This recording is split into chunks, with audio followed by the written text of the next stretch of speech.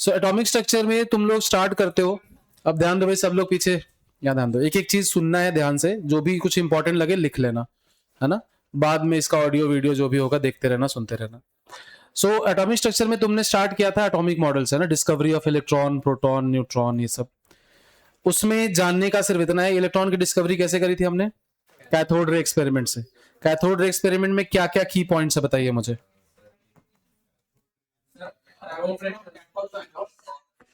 Cathode ray experiment,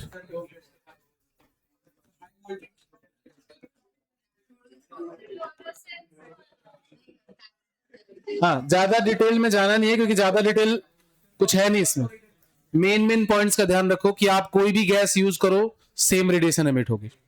तो जो radiation है is independent of type of gas used, है ना। पूरा तो हम नहीं पढ़ सकते, तो मेन की पॉइंट्स लिखते चलते। रेडिएशन इज, और ये लिख लेना क्योंकि दोबारा नहीं लिखूंगा, इसको मिटाऊंगा, अगर जगह नहीं होगी तो यहीं पे सब होगा, है ना। इंडिपेंडेंट ऑफ गैस यूज्ड, कि जो भी आप गैस यूज करोगे सेम रेडिएशन मिलती थी, that is cathode ray experiment, है ना। उसके बाद आप क्या यूज करते थे? फ्लोरोसेंट स्क्रीन यूज करते थे हम, जेडएनएस का। जेडएनएस के स्क्रीन पे फ्लोरोसेंस की वजह से हम कंफर्म कर पाते थे कि वो रेडिएशन वहां पे एमिट हो रही है। ओके, फिर उस रेडिएशन में मास है ये हमने कैसे कंफर्म किया? हाँ, सो मासलेस हमने, हाँ तो यस, तो कोई भी मासलेस हम लोग व्हील की तरह कुछ ऐसा रखते हैं उसके अंदर, उसमें अगर मूवमेंट होता है तो इसका मतलब कोलिजन हो रहा है, और कोलिजन हो रहा है मतलब उसमें मास है। तो मास को कंफर्म करने के लिए हमने प्रोपेलर रखा, मासलेस प्रोपेलर रखा, या बहुत ही कम मास का प्रोपेलर रखा। अगर प्रोपेलर में रोटेशन होता है या मूवमेंट होता है, that confirms collision, and collision confirms mass in the object. अच्छा, उस पे जो चार्ज है वो कैसे कंफर्म किया था हमने? चार्ज कंफर्म करने के लिए हमने मैग्नेटिक और इलेक्ट्रिक फील्ड के इन्फ्लुएंस में उसको रखा, कि अगर तुमने इलेक्ट्रिक फील्ड ऐसे लगाई है तो डेविएशन ऑफ चार्ज ऐसे हुआ, तो अगर चार्ज ऐसे डेविएट हो रहा है मतलब वो नेगेटिवली चार्ज है ना। वैसे ही सेम मैग्नेटिक फील्ड में उसका इन्फ्लुएंस देखा, और इलेक्ट्रिक और मैग्नेटिक फील्ड के इन्फ्लुएंस को बैलेंस करके ही हमने E/M रेशियो निकाला था, चार्ज टू मास रेशियो, याद है? इलेक्ट्रिक और मैग्नेटिक फील्ड को बैलेंस करते थे, और ऐसे हम करते थे कि वो सीधा चला जाए, इंस्टेड ऑफ डेविएटिंग हम क्या करते थे कि इधर से ऐसे इलेक्ट्रिक फील्ड लगाते थे, ऐसे मैग्नेटिक फील्ड लगाते थे, और इलेक्ट्रिक फील्ड में उसका इन्फ्लुएंस होना चाहिए था ऊपर, मैग्नेटिक फील्ड में नीचे। तो नेट अगर सीधा सीधा चला जाए तो इसका मतलब दोनों फोर्स एक दूसरे को बैलेंस कर रहे हैं, तो उससे हम चार्ज और मास का रेशियो निकालते थे। ठीक है, तो हाँ, गिवन रहेगा, चार्ज और मास दिया रहेगा आपको इलेक्ट्रॉन का। ठीक है, कैथोड रे एक्सपेरिमेंट में मेन पॉइंट यही है कि भाई गैस यूज करने से चार्ज चेंज नहीं होता। बाद में हमने उन कैथोड रेज का नाम क्या रखा? इलेक्ट्रॉन। उन पे चार्ज क्या होता है? 1.6 नेगेटिव इंटू 10⁻⁻19 कूलम। इनका मास कितना आया था? 9.1 इंटू 10⁻31 kg। ठीक है, दूसरा था एनोड रे एक्सपेरिमेंट, जिसको एनोड रे एक्सपेरिमेंट कहना टेक्निकली गलत है। क्या बोलते हैं उसको? कनाल रे एक्सपेरिमेंट, है ना। इसमें क्या है? कैथोड रे एक्सपेरिमेंट का उल्टा कर लो, मतलब कैथोड रे एक्सपेरिमेंट में जो गैसेस आप यूज कर रहे थे उन गैसेस से इलेक्ट्रॉन निकाल लिए, तो बाकी का जो बचा पॉजिटिव चार्ज वो दूसरी साइड में चला जाएगा। तो मतलब it depends on type of gas used, क्योंकि हर गैस में अलग अलग पॉजिटिव चार्ज होगा, क्योंकि हर गैस में, now we know the result, right. तो हम ये बोल सकते हैं ना कि इसको उल्टा सीखते हैं, कि आउटपुट हमें ऑलरेडी पता है कि भाई प्रोटॉन, हर एटम के न्यूक्लियस में अलग अलग नंबर ऑफ प्रोटॉन्स होते हैं, और अगर आपने सारे इलेक्ट्रॉन निकाल लिए, कैथोड रे बना दिया उनका, तो जो बचा है वो क्या है? प्रोटॉन है। और प्रोटॉन को आयनाइज नहीं किया जा सकता, मतलब न्यूक्लियस को आयनाइज नहीं किया जा सकता, तो मतलब सबके न्यूक्लियस में डिफरेंट नंबर ऑफ प्रोटॉन्स होंगे, मतलब हर गैस का डिफरेंट पॉजिटिव चार्ज होगा। मतलब कनाल रे डिपेंड्स ऑन क्या? Type of gas used,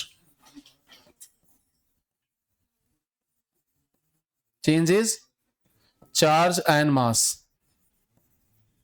charge भी चेंज हो जाएगा और मास भी चेंज होगा। किसका? एनोड रे का। एनोड रे नहीं कहते क्योंकि वो एनोड से ओरिजिनेट नहीं होते, वो जो बीच में गैसेस हैं उनके आयनाइजेशन की वजह से होते हैं। ठीक है, उसके बाद चार्ज जो है उन पे पॉजिटिव होता है। इलेक्ट्रिक फील्ड अगर लगाते हो तो इलेक्ट्रिक फील्ड में जो इनका डेविएशन होगा वो कुछ ऐसे होगा, टुवर्ड्स द नेगेटिव प्लेट, है ना। मैग्नेटिक फील्ड में ये कैथोड रे के ऑपोजिट बिहेव करते हैं, और जैसे जैसे गैस बदलते जाओगे वैसे वैसे चार्ज बदलता जाएगा। ठीक है, फिर न्यूट्रॉन की डिस्कवरी कैसे हुई? नहीं, वो तो न्यूक्लियस की हुई। रदरफोर्ड मॉडल से तो न्यूक्लियस की डिस्कवरी हुई, न्यूट्रॉन की कैसे हुई? बॉम्बार्डिंग अल्फा पार्टिकल से। हाँ, तो न्यूट्रॉन की डिस्कवरी में क्या सीखने को मिला हमें, और क्यों आया ये क्वेश्चन? ये क्वेश्चन इसलिए आया कि हमने देखा कि कैथोड रे पे चार्ज इतना था, राइट? एनोड रे या फिर जो कनाल रेस थे उन पे हमने देखा कि चार्ज तो ठीक है, जस्टिफाई हो पा रहा है, पर उनका मास सेम यूनिट से वेरी नहीं कर रहा है।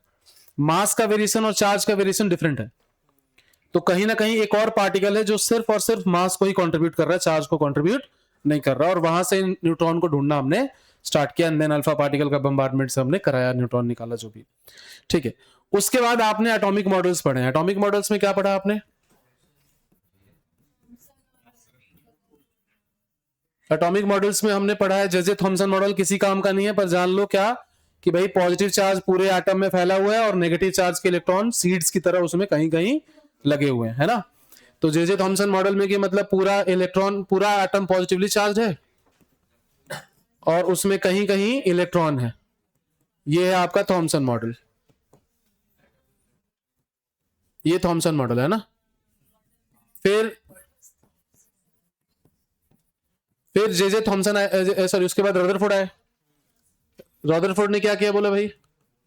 रदरफोर्ड मॉडल के हिसाब से क्या था, उसने बोला कि अगर ऐसी बात है, अगर इलेक्ट्रॉन एटम के अंदर पूरी जगह पॉजिटिव चार्ज से ऑक्यूपाइड है, तो अगर मैं कोई पॉजिटिव चार्ज फेंकूं एटम पे तो पॉजिटिव चार्ज वापस आ जाना चाहिए, क्योंकि भाई ऑपोजिट चार्जेस तो रिपेल करते हैं एक दूसरे को।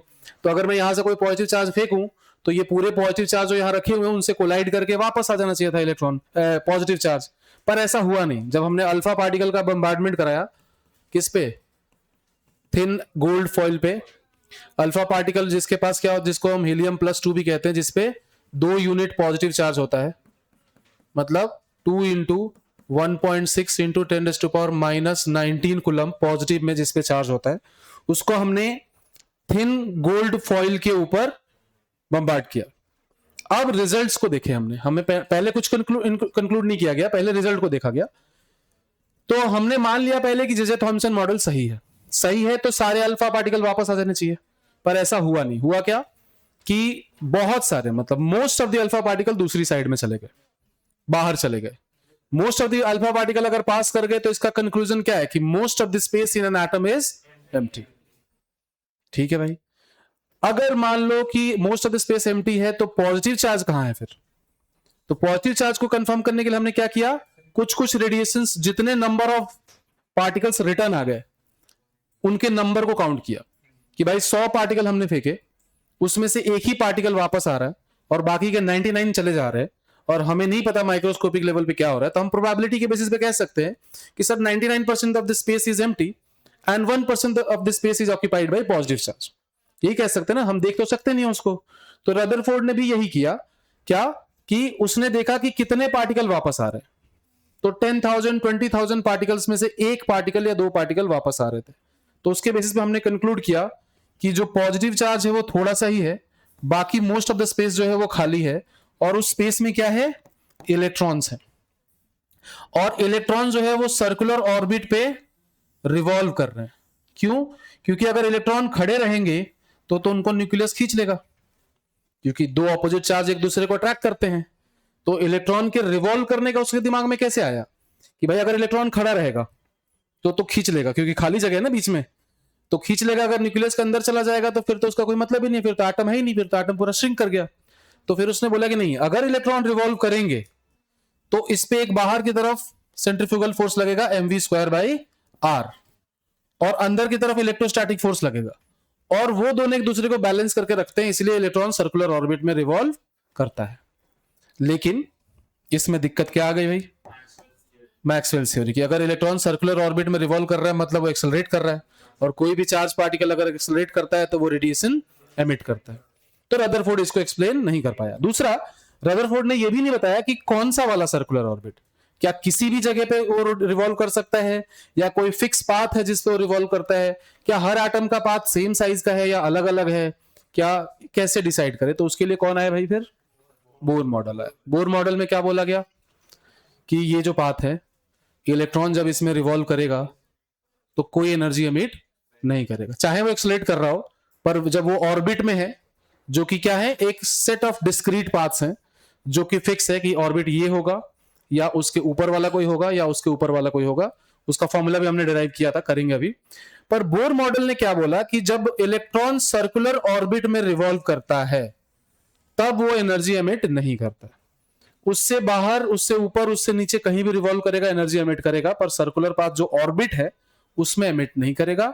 और ऑर्बिट जो होते हैं वो डिस्क्रीट सर्कुलर पाथ होते हैं, जिनका की एंगुलर मोमेंटम क्या होता है भाई, NH/2π का मल्टीपल होता है, जहां पे n ऑर्बिट नंबर है, जिसको हमने वेव मैकेनिकल मॉडल में प्रिंसिपल क्वांटम नंबर भी कहा, राइट।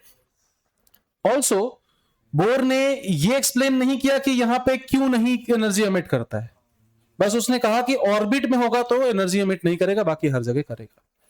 फिर बोर मॉडल को हमने अप्लाई करते हुए, NH/2π को अप्लाई करते हुए ऑर्बिट का रेडियस निकालना स्टार्ट किया। तो सबसे पहला डेरिवेशन हमने बोर मॉडल में क्या किया था, रेडियस का। रेडियस ऑफ nth ऑर्बिट हमने क्या डिराइव किया था, 0.529 n² एंगस्ट्रम। मतलब radius is directly proportional to n square. मतलब रेडियस वर्सेस n का ग्राफ बने तो वो पैराबोला बनेगा, ठीक है। Then radius is inversely proportional to atomic number. मतलब रेडियस वर्सेस एटॉमिक नंबर का ग्राफ बनेगा तो वो रेक्टेंगुलर हाइपरबोला बनेगा। Also, Bohr model is valid only for uni-electronic systems, है ना, species, ठीक है।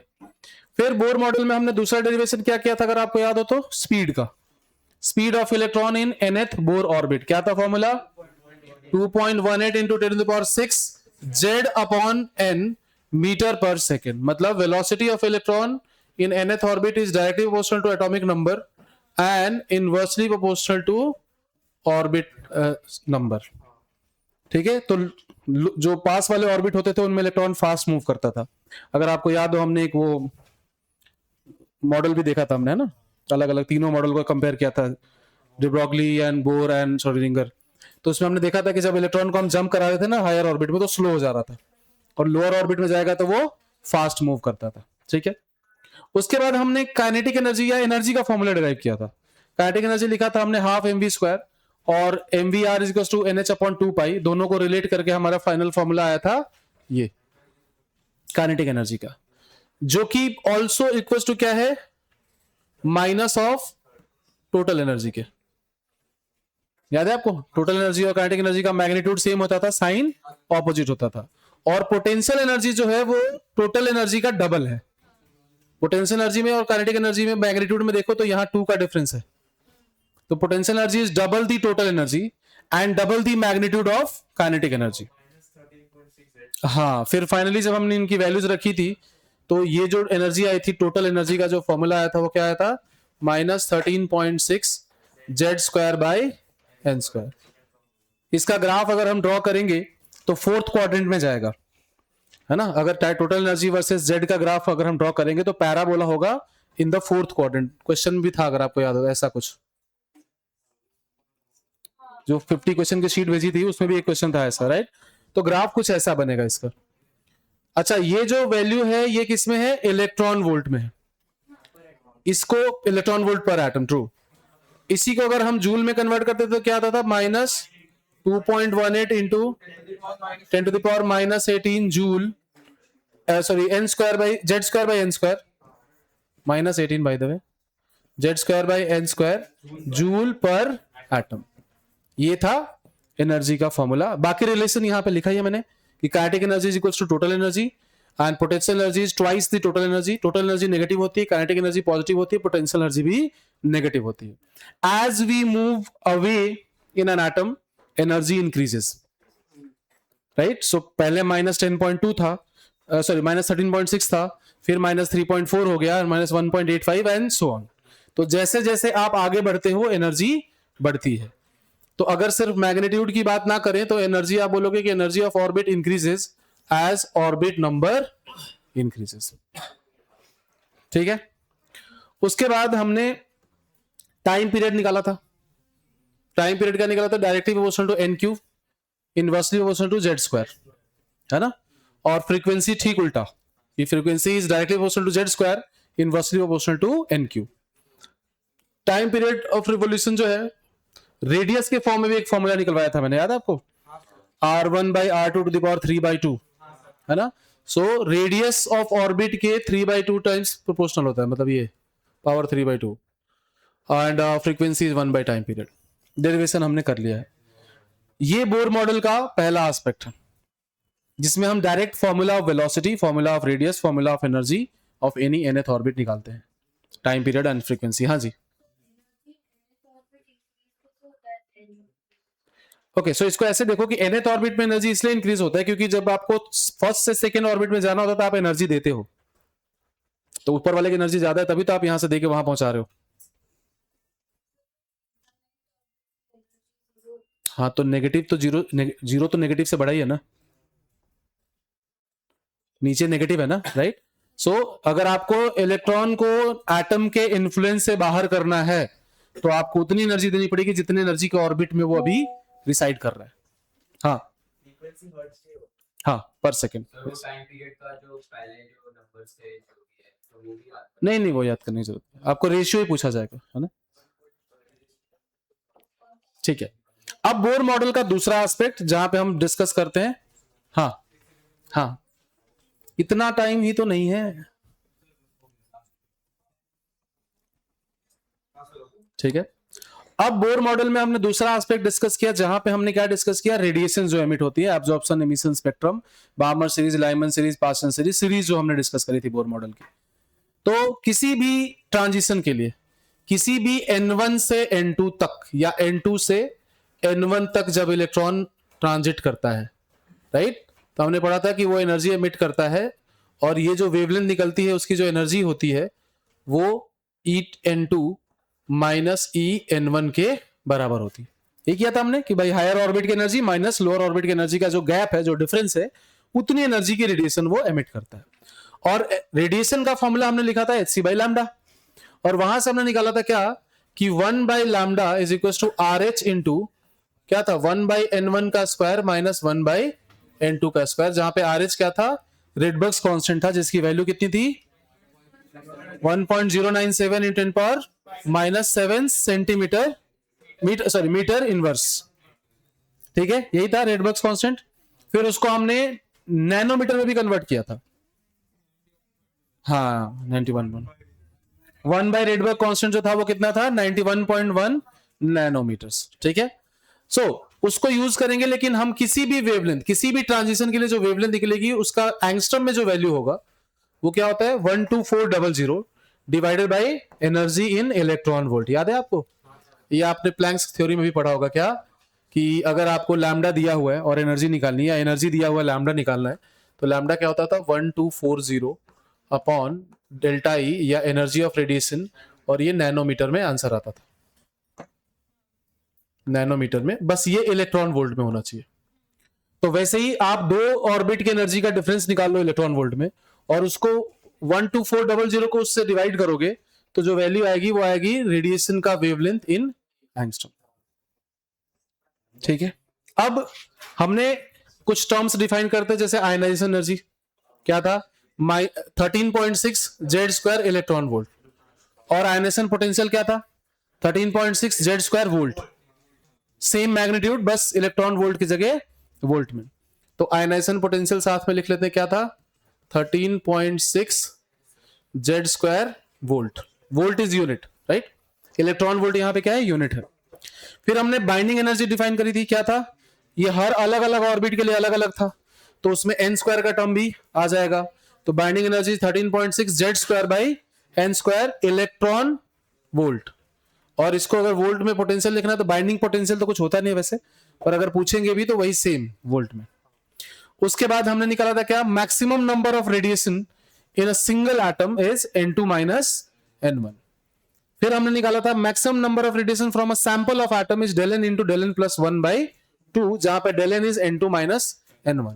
और इसमें कुछ यूनिक केसेस भी थे जो हमने करे थे कि 2 ही एटम हो तो क्या होगा, 3 एटम हो तो क्या होगा, मिनिमम कितने एटम लगेंगे to emit required number of radiation, वो यहां पे नहीं है समरी में क्योंकि वो ऑलरेडी कंफ्यूजिंग टॉपिक है। तो यहां पे हम जनरल टॉपिक कवर कर रहे हैं जहां से चीजें हो जाए, ये दोनों इंपॉर्टेंट है। इस पे क्वेश्चंस रहेंगे। उसके बाद किसी भी सीरीज में अगर निकालना आपको कि जैसे हाइड्रोजन के लाइमन सीरीज में मैक्सिमम रेडिएशन कितनी होगी, तो जहां से आ रहा है माइनस डेस्टिनेशन क्या है, उसमें आपको मल्टीपल पॉसिबिलिटीज नहीं लेनी है, क्योंकि आना तो उसको सेकेंड ऑर्बिट में ही कहीं से भी आए। तो maximum number of radiations in any series is orbit number of the source minus orbit number of the destination, किसी भी सीरीज में तुम्हें निकालना हो तो। ठीक है, जैसे मान लो लाइमन सीरीज में निकालना है कि एक एटम में, हाइड्रोजन एटम में 5th ऑर्बिट से इलेक्ट्रॉन लाइमन सीरीज में आता है, तो आपको बताओ कि कितनी रेडिएशंस निकलेंगी लाइमन सीरीज में, तो 5 - 1 4। तो वही यहां पे लिखा है कि लाइमन सीरीज में n-1, बामर सीरीज में n-2, पास्टन सीरीज में n-3। ऐसे क्वेश्चंस हैं, तुमने भी शायद डाउट पूछा था 2-3 दिन पहले, राइट। तो टोटल रेडिएशंस कितनी भी हो सकती हैं, लेकिन स्पेसिफिकली लाइमन सीरीज में लाई करने के लिए हायर ऑर्बिट -1, बामर सीरीज में लाई करने के लिए हायर ऑर्बिट -2, पास्टन में -3, ब्रैकेट में -4 एंड सो ऑन।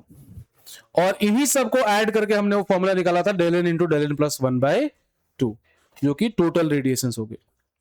ठीक है, कोई डाउट है इसमें तो बताइए। नहीं है, ठीक है। लाइमन सीरीज क्या होता है, जहां पे कहीं से भी इलेक्ट्रॉन फर्स्ट ऑर्बिट में है। बामर सीरीज क्या होगा, जहां पे कहीं से भी इलेक्ट्रॉन सेकेंड ऑर्बिट में है एंड सो ऑन। ठीक है, उसके बाद de Broglie इक्वेशन क्या पढ़ा था हमने इसमें, lambda of any particle is equal to h upon p which is equals to h upon mv which is equals to h upon under root 2m into kinetic energy which is equals to h upon under root 2m q into v। ये हर तरह के particle का एक साथ ही हमने लिख लिया formula. हाँ क्या नहीं, मतलब ये तो ठीक है ना। अगर तो ये सारे फॉर्मूला हो गए जनरल पार्टिकल्स का। अब बोर ऑर्बिट के अंदर वाला फॉर्मूला अलग है, वो सब बाद में करेंगे। ये सब कुछ ऐसा यूनिट में अभी, ठीक है। फिर de Broglie wavelength of an electron जो हमने निकाला था, वो निकाला था क्या, अंडर रूट 150/v एंगस्ट्रम में। ठीक है, फिर हमने निकाला था de Broglie wavelength of an electron in nth Bohr orbit, क्या था 3.3 इंटू n/z एंगस्ट्रम।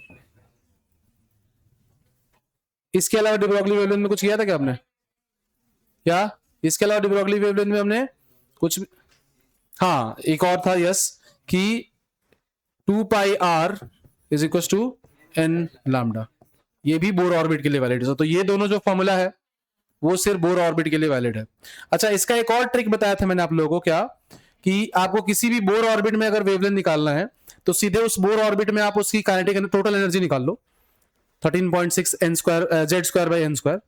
13.6 z²/n² अगर तुम निकाल लोगे तो वो है तुम्हारी इलेक्ट्रॉन वोल्ट में एनर्जी, उसमें से इलेक्ट्रॉन निकालो, वोल्ट में हो गया पोटेंशियल, और उतनी ही उसके पास काइनेटिक एनर्जी भी रही होगी, राइट। तो सीधे आप जो बोर ऑर्बिट में जो मैग्नीट्यूड ऑफ एनर्जी है ना इलेक्ट्रॉन वोल्ट में, उसको इस फॉर्मूले में रख दो, बस तुम्हारा वेवलेंथ आ जाएगा एंगस्ट्रॉम में, है ना। यही हमने किया भी था, क्वेश्चंस बहुत सारे करे थे जिसमें हम सीधे क्या करते थे कि बहुत कॉम्प्लिकेटेड सा क्वेश्चन होता था कि यहां से आया लाइमन सीरीज से, हाइड्रोजन के बामर सीरीज में गया, या कहीं तो इलेक्ट्रॉन गया, तो मैंने बोला था कि जितना उसका वेवलेंथ उधर रहा होगा उतना ही इधर भी रहा होगा।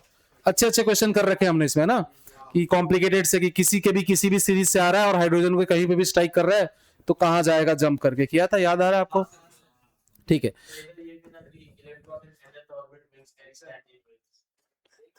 वो तो श्रोडिंगर वेव इक्वेशन होगा। हाँ, n is number of waves formed by an electron in nth orbit, yes, number of waves formed. एक डीपीवी में क्वेश्चन भी था ऐसा, है ना, कि वेव काउंट करने थे लिटरली, और देन आपको बताना था कि उसका ऑर्बिट नंबर या उसके हिसाब से कुछ आंसर करना था, is equal to orbit number. पर this is combination of de Broglie wavelength and also मतलब बोर मॉडल, दोनों को मिला के है ना, कि कोई भी nth ऑर्बिट में नंबर ऑफ वेव, जैसे मान लो हमें यहाँ पे दिया हुआ है कि ये फर्स्ट बोर ऑर्बिट है, या फर्स्ट नहीं सॉरी, कोई भी nth बोर ऑर्बिट है,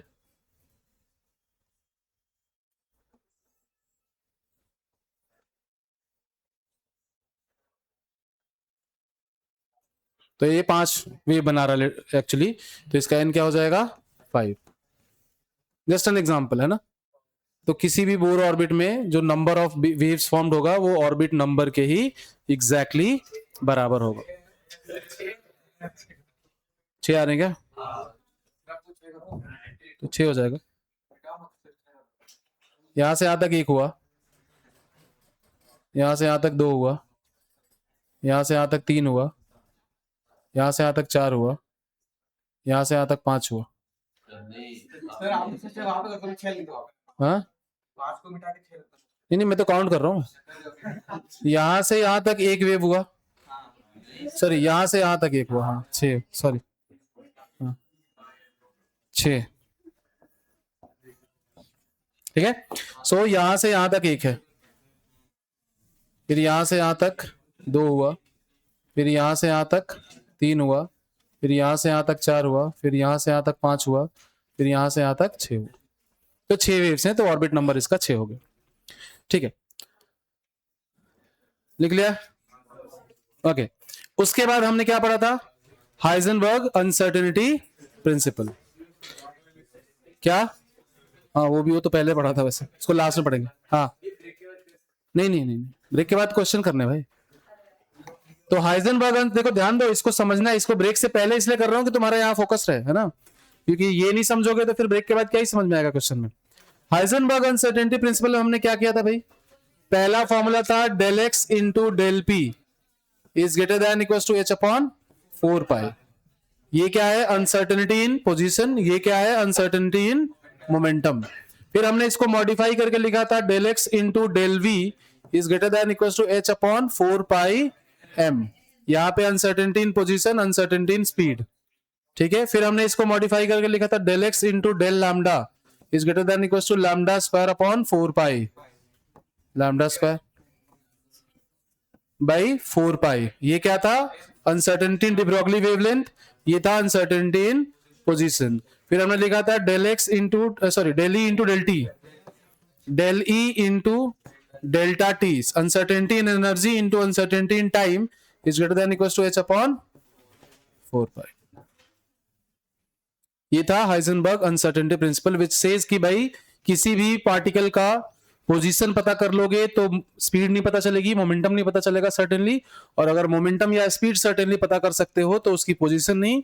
एंड देन हमने उसको कंक्लूड किया था, इसका मतलब ये हुआ कि आपको इलेक्ट्रॉन कहीं से कहीं तक भी मिल सकता है, क्योंकि इलेक्ट्रॉन की पोजीशन सर्टेन है ही नहीं, तो हम नहीं बता सकते कि वो कहां पे है। And then we came to wave mechanical model. लेकिन इसमें हमने एक और प्रूव किया था क्या, कि न्यूक्लियस के अंदर इलेक्ट्रॉन न्यूक्लियस के पास हो सकता है, न्यूक्लियस के ऊपर हो सकता है, न्यूक्लियस के अंदर नहीं हो सकता। न्यूक्लियस के ऊपर इनफैक्ट होता भी है, एस ऑर्बिटल में इलेक्ट्रॉन कहां पे होता है?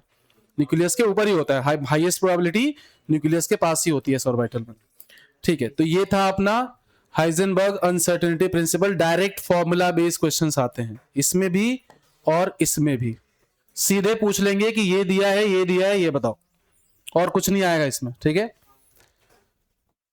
द मोस्ट कॉम्प्लिकेटेड क्वेश्चन वो आ सकता है जो 0.75 वाला एक आंसर वाला क्वेश्चन था ना डीपीपी में, याद है कि उसका आंसर 0.75 ए नॉट के फॉर्म में कुछ तो आया था।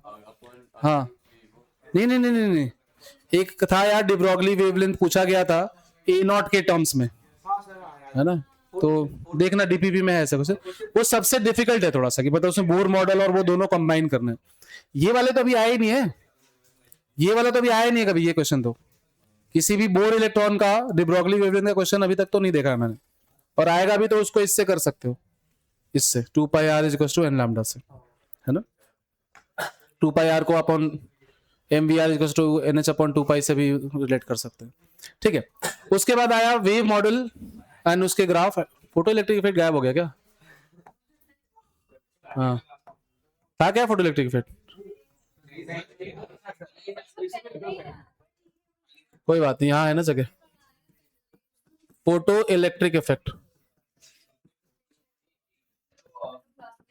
क्या पढ़ा था हमने? सबसे पहली चीज पढ़ी थी, हाँ, पार्टिकल नेचर ऑफ रेडिएशन वो करता है, जैसे जैसे मेटल पे स्ट्राइक करेगा रेडिएशन वैसे इलेक्ट्रॉन बाहर निकलेगा।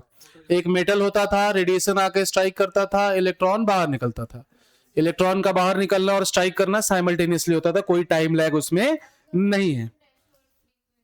हाँ, अगर threshold frequency of radiation is मतलब थ्रेशोल्ड नहीं, रेडिएशन की फ्रीक्वेंसी अगर थ्रेशोल्ड फ्रीक्वेंसी से कम है तो फोटो इलेक्ट्रिक इफेक्ट नहीं होगा, अगर ज्यादा है तो ही होगा।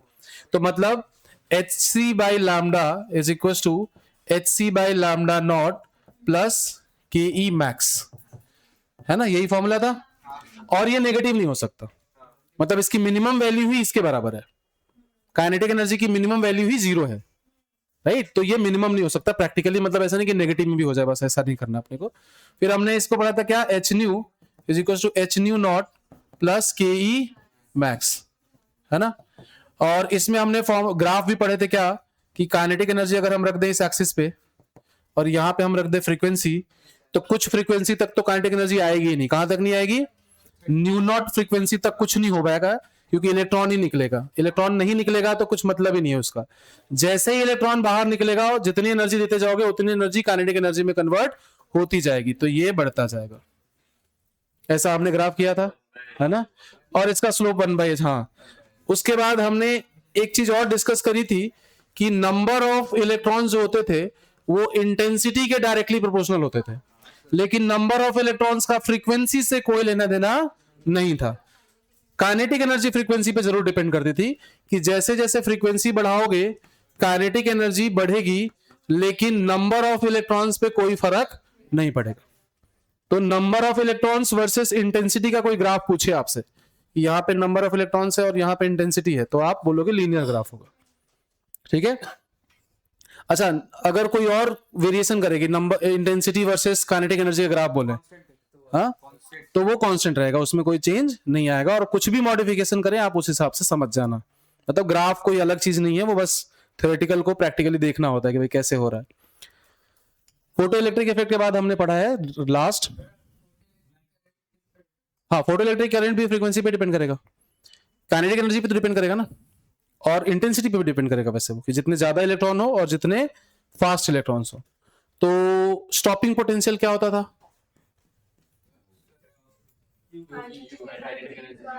Kinetic energy upon E volt में। काइनेटिक एनर्जी को इलेक्ट्रॉन वोल्ट में रख दो, चार्ज से basically magnitude of kinetic energy is equal to magnitude of stopping potential, क्योंकि यूनिट का ही तो डिफरेंस है इलेक्ट्रॉन वोल्ट और वोल्ट का, है ना।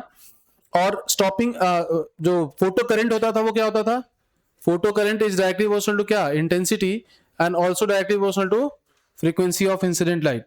बट फ्रीक्वेंसी पे उतना डिपेंड नहीं करेगा जितना वो इंटेंसिटी पे करेगा, क्योंकि नंबर ऑफ इलेक्ट्रॉन ज्यादा मैटर करेंगे। स्पीड तो क्या, इतने से रीजन में तो जा रहे हो आप, तो थोड़ा स्लो चले और थोड़ा और फास्ट चले से टाइम में बहुत फर्क नहीं पड़ेगा। तो करंट जो है वो ज्यादा डिपेंड करता है किस पे, इंटेंसिटी पे, कि नंबर ऑफ इलेक्ट्रॉन जितने ज्यादा निकलेंगे करंट उतना ज्यादा फ्लो करेगा।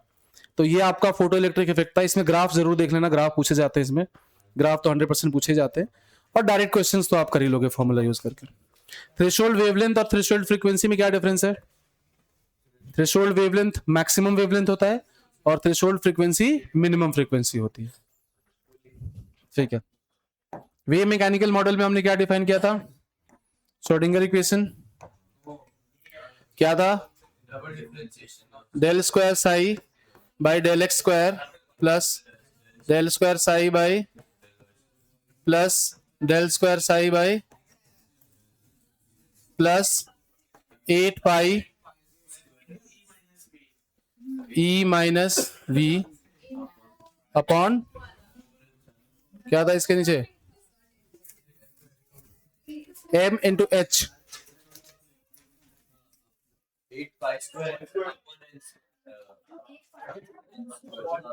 Upon m square h square.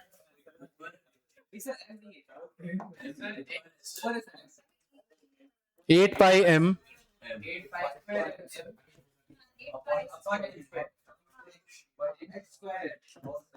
Is equal to h square ही है ना,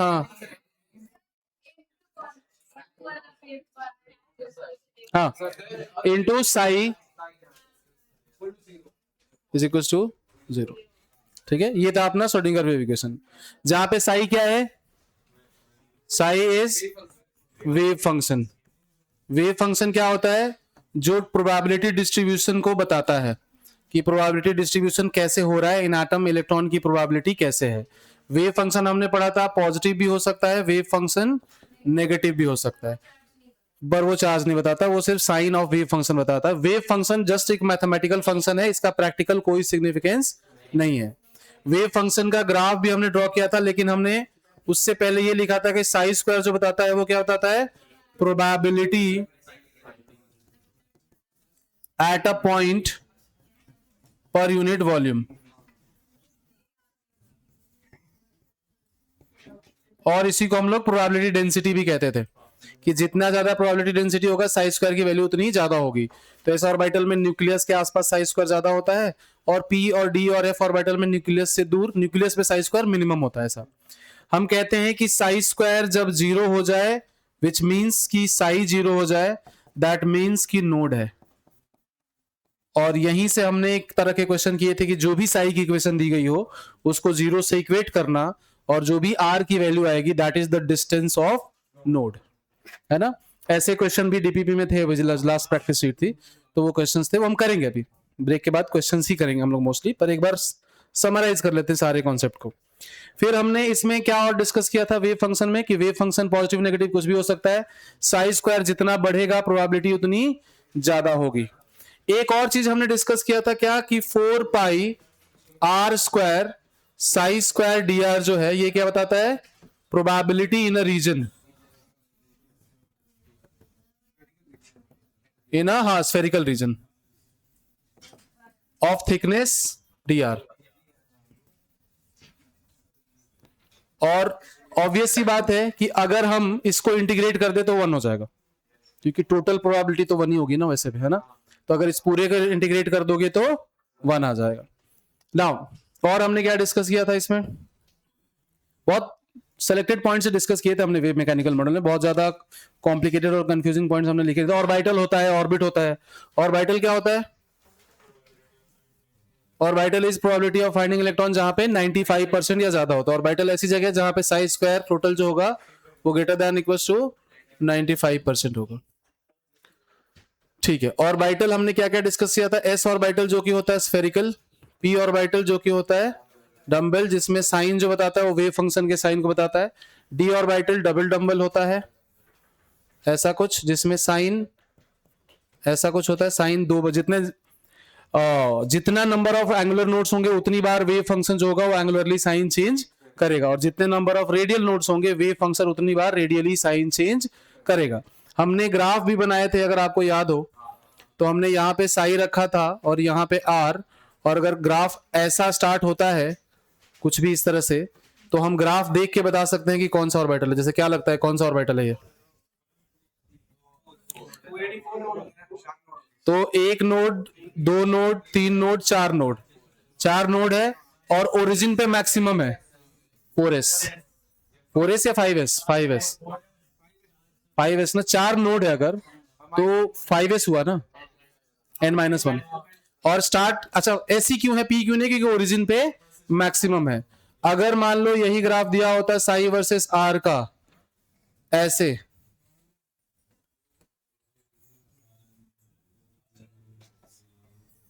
ऐसा, तो एक नोड, दो नोड, तीन नोड, तीन नोड है तो क्या होगा ये 4p, 5p, 2p में 0 नोड, 3p में 1, 4p में 2, 5p में 3 ना, n माइनस l माइनस 1 होता है। तो if n minus l minus 1 is 3 and l itself is 1, क्योंकि p ऑर्बिटल है ये, तो n कितना आ जाएगा, 5 आ जाएगा ना। तो ये या तो ये 5p है, या फिर ये 6d है, या फिर ये 7f है, ओरिजिन पे 0 है इसलिए। साइज का ग्राफ इसी का पॉजिटिव। बोलो, देखो एक चीज मैं आपको बता रहा हूं, दिमाग से पहले ब्रेक निकाल दो, है ना, ब्रेक थोड़ी देर के लिए दिमाग से निकाल दो, क्योंकि ब्रेक कभी भी होगा उतने ही टाइम का होगा, 15 मिनट का जो होता है वही होगा, राइट। तो ये एक बार एक साइड से थ्योरी पूरा कंप्लीट कर लेंगे ना तो आसान रहेगा, ब्रेक के बाद क्वेश्चन ही करने सिर्फ अपने, फिर जो बची कुछ थ्योरी है हम क्वेश्चन में भी करेंगे। उसके बाद ऑर्बिटल में हमने नोडल सर्फेसेस भी डिस्कस करे थे। क्या क्या थे नोडल सर्फेसेस, कि एस ऑर्बिटल में कोई नोडल प्लेन नहीं होती है, पी ऑर्बिटल में नोडल प्लेन वही होगी कि जो ऑर्बिटल है उसके अलावा जो एक्सिस बचे, जैसे पी वाई है अगर, तो पी वाई ऑर्बिटल है तो नोडल प्लेन कौन सा होगा, एक्स, हाँ, तो नोडल प्लेन जो होगा वो होगा x z plane, p x होगा तो वाई जेड, पी जेड होगा तो एक्स वाई प्लेन, ठीक है। फिर हमने डिस्कस किया था कि अगर orbital d x y orbital है, डी एक्स वाई ऑर्बिटल है अगर, तो मैंने इसमें क्या ट्रिक बताई थी कि नोडल प्लेन जो होगी कि एक जो है वो और एक जो नहीं है वो, है ना। नोडल प्लेन पता करने का तरीका क्या था कि एक जो एक्सिस है मतलब x और एक जो नहीं है z, एक जो एक्सिस है मतलब y और जो नहीं है z, ये नोडल प्लेन होगी। वहीं पे d x square y square होता था तो थोड़ा अलग होता था डेफिनेशन, है ना। D x square y square अगर प्लेन है मतलब ऑर्बिटल है तो नोडल प्लेन ये वाली प्लेन है, और ये वाली प्लेन क्या है, ये x is equal to y plane है। तो इसकी दो प्लेन थी, दोनों की डेफिनेशन एक ही थी, y is equal to mod x plus x minus x। ये हो गया नोडल प्लेन। नोडल प्लेन क्या होता है, एक ऐसी प्लेन जिसमें इलेक्ट्रॉन के मिलने की प्रोबेबिलिटी पूरी की पूरी जीरो है, कहीं भी इलेक्ट्रॉन नहीं मिलेगा। रेडियल नोड का दूसरा नाम क्या है, स्फेरिकल नोड, है ना। ओके, एस ऑर्बिटल में कोई रेडियल कोई नोडल प्लेन नहीं होती है। नोडल प्लेन के बाद हमने ग्राफ डिस्कस करे थे, ग्राफ याद है सबको, ग्राफ क्या क्या डिस्कस किया था हमने।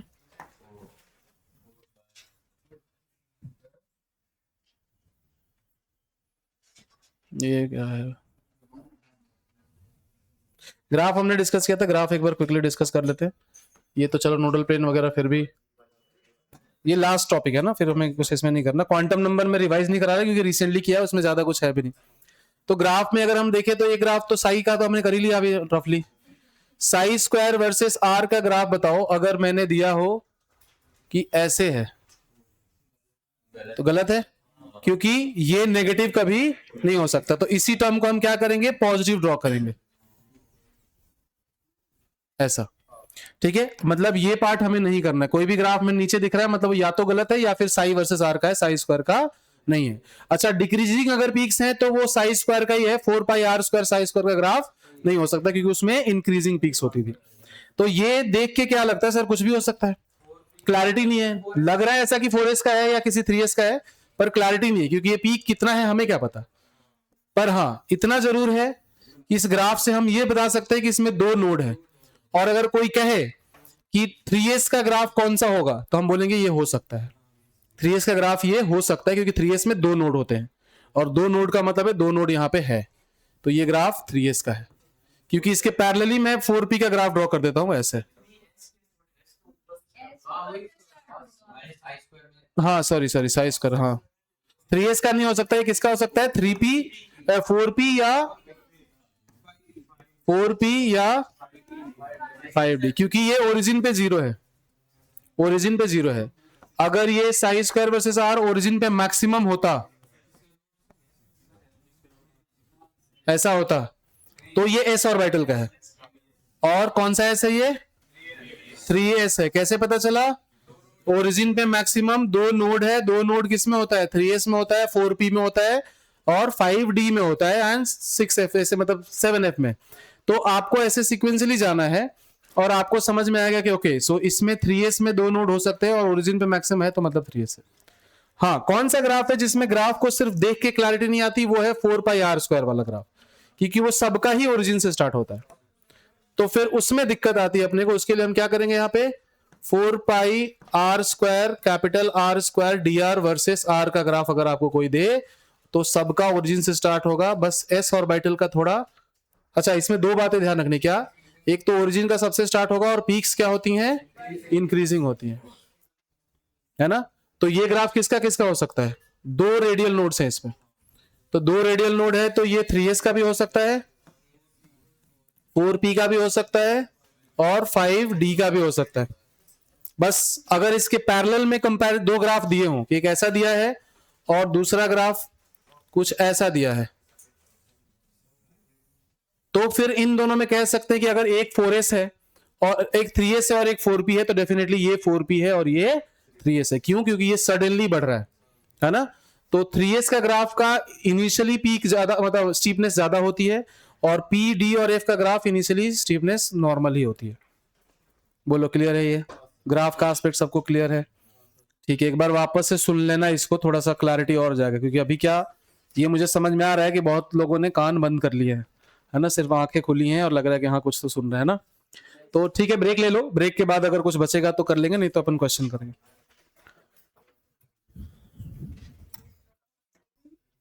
ना लास्ट में हम लोग थोड़े जल्दी में आ जाएंगे, तो मैं पहले बताता हूँ। देखो एग्जाम देने जब जाओ तो 2-3 बातों का ध्यान रखना है। एक तो over confidence is better than under confidence at this stage, है ना। आगे नहीं पर अभी के लिए, कि मतलब आपको ये नहीं सोचना है कि हर क्वेश्चन आपकी बहुत डेप्थ नॉलेज को चेक कर रहा है।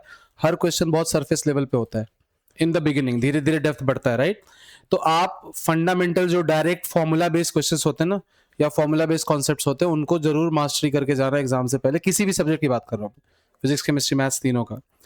और एग्जाम में गलतियां क्यों होती है? क्योंकि या तो आप ओवर एस्टिमेट करते हो पेपर को, कि कुछ तो गलत ही पूछा होगा या कुछ अलग ही पूछा होगा वैसा, या फिर कैलकुलेशन मिस्टेक करते हो या गलत रीड करते हो। ये 3-4 ही रीजन होते हैं, बाकी कॉन्सेप्ट आपको सब आ रहा होता है उसमें से।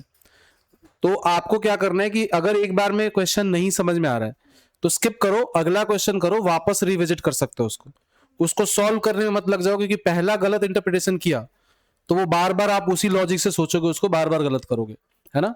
तो ये छोटे छोटे जो कॉमन मिस्टेक्स होते हैं ना, उनको अवॉइड करना है, क्योंकि जब आप पहला स्टेप गलत ले लोगे ना, तो फिर थ्रू आउट द प्रोसेस आप गलत ही सोचोगे, और फिर उससे और पैनिक बढ़ता है कि पहली बार किया सॉल्यूशन नहीं आया, पर लग रहा है कि आ जाएगा क्योंकि पढ़ा हुआ है। फिर वापस किया, वापस नहीं आया, तो और लगता है कि इतना टाइम दे दिया और अब नहीं आ रहा, ईगो पे आ जाता है वो कि करके ही जाऊंगा अब मैं, तो सारा टाइम वेस्ट हो जाता है उसके चक्कर में, है ना। तो इसलिए क्वेश्चन से ईगो पे नहीं आना है, नहीं समझ में आ रहा उस मोमेंट पे, फॉर द मोमेंट स्किप करो, अगले क्वेश्चन को करो, जब सब कुछ हो जाए फिर वापस रिविजिट कर लेना उसको, कोई दिक्कत नहीं है ना। दूसरा ये है कि रेस्ट लेके जाना प्रॉपर, कोई भी एग्जाम हो, अभी नहीं आगे भी, कि जैसे आप अगर यही सोच रहे हो ना कि एग्जाम से एक दिन पहले रात भर जग के पढ़ के तुम कुछ कर लोगे, तो नहीं होता ऐसा। मैं बता रहा हूँ, जितना उससे तुम्हारा गेन नहीं होता उससे ज्यादा लॉस होता है। ये फैक्ट है, ये मैंने देखा है कि जितने बच्चे ये एंड ऑफ द एग्जाम में प्रिपरेशन करते हैं ना, ऐसा होता है कि आप जो पढ़ के गए थे रात को, वही एग्जाम में क्वेश्चन में फॉर्मूला दिख गया, तुम्हें लगा कि अरे वाह मैंने तो कर दिया, पर एक्चुअली में जो तुम बिना उसको देखे कर सकते थे, दूसरे टॉपिक्स जो तुमको आते थे, वो तुम नहीं कर पाते हो, गलत करके आते हो। तो एक प्रॉपर रेस्ट की जरूरत होती है दिमाग को। तो आप कोशिश करना कि कल तक सारा सिलेबस, मतलब आफ्टरनून, कल सैटरडे है ना, कल ही लास्ट है, तो कल आफ्टरनून या इवनिंग तक पूरा कंप्लीट कर लेना जो भी होगा, है ना। ज्यादा टाइम नहीं करना, रात को आराम से सो, मूवी देखो, अगले दिन फ्रेश माइंड से जाओ। ज्यादा एग्जाम से एक्सपेक्ट मत करो, ज्यादा फियर मत रखो कि पता नहीं ये लाइफ चेंजिंग एग्जाम नहीं है, नॉर्मल टेस्ट है, ऐसा समझ के जाओ। कि जितना ज्यादा आप वेटेज देते हो किसी एग्जाम को, जितना ज्यादा आपकी एक्सपेक्टेशन होती है उससे, उतने ही मार्क्स कम आते हैं। मतलब ऐसा नहीं कि हमेशा ऐसा होता है, बट यूजुअली चांसेस आर कि उससे मार्क्स घटते हैं। तो वेटेज कम दो, प्रिपरेशन ठीक करो, फोकस रहो, खाली दिमाग से जाओ बेसिकली, है ना। बाकी अपन क्वेश्चन करते हैं, इस टाइप के क्वेश्चन हमें थोड़े ध्यान रखने, मतलब जरूरी नहीं कि यही सब आएंगे, पर हाँ इस तरह के कि डायरेक्ट क्वेश्चन है, जैसे order of density of nucleus. Order मतलब किस रेंज में होगा डेंसिटी ऑफ न्यूक्लियस?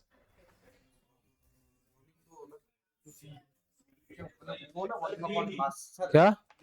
डी। तो मास निकाल लो आप न्यूक्लियस का, मास का रेंज निकाल लो, और मास नंबर होता है ना, हमने ए पढ़ा था, तो उसी से मास आ जाएगा कुछ 6, और उसमें फिर हमने रेडियस का ही फॉर्मूला पढ़ा था हमने न्यूक्लियस का, क्या होता था? 10⁻15 -13 सेंटीमीटर में, 10⁻13 सेंटीमीटर इंटू A⁻1/3 होता था, ऐसे कुछ होता था, याद है आपको, है ना। तो ट्राई करो, क्या करोगे आप?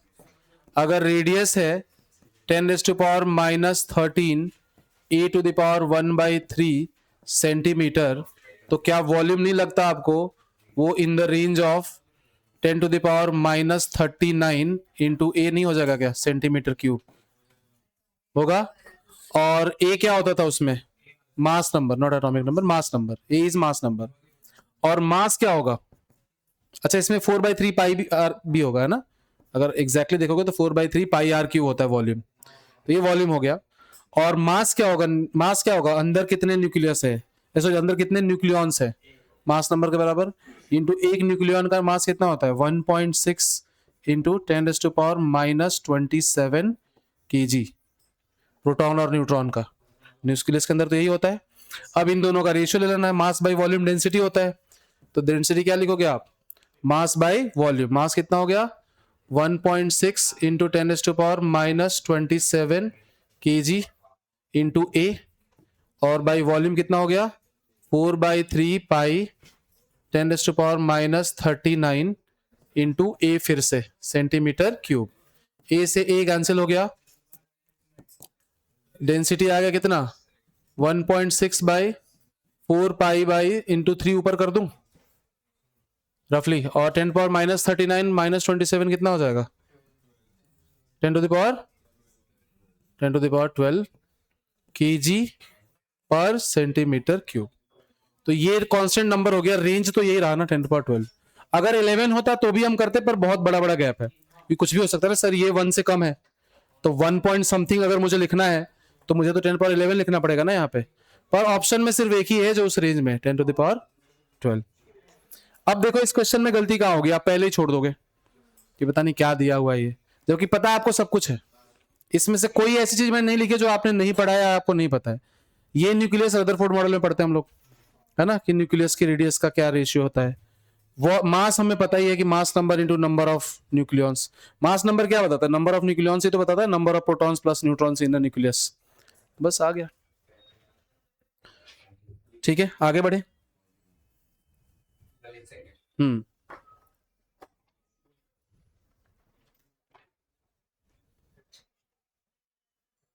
ना ये सब क्वेश्चंस आएंगे नहीं, पर इस तरीके से सोचना है बेसिकली। क्वेश्चन तो आपको कुछ भी आ सकता है, पर आपका थॉट प्रोसेस वैसा होना चाहिए कि आप सोच पा रहे हो कि नहीं। ठीक है, लिखने पे थोड़ा कम फोकस करो क्योंकि टाइम कम है, नहीं तो फिर हम सारे क्वेश्चंस नहीं कवर कर पाएंगे। तो लिखने का तो क्या, ये नोट्स में भेजूंगा, ये आपके पास रहेगा, या अभी मैं आपको लिंक दूंगा, अभी आप डाउनलोड कर लेना हाथों हाथ, पर घर जाके वापस रीअटेम्प्ट करना इन्हीं क्वेश्चंस को हो सके तो। नेक्स्ट है, the atomic number of an element having valence shell electronic configuration as 4s2 and 4p6।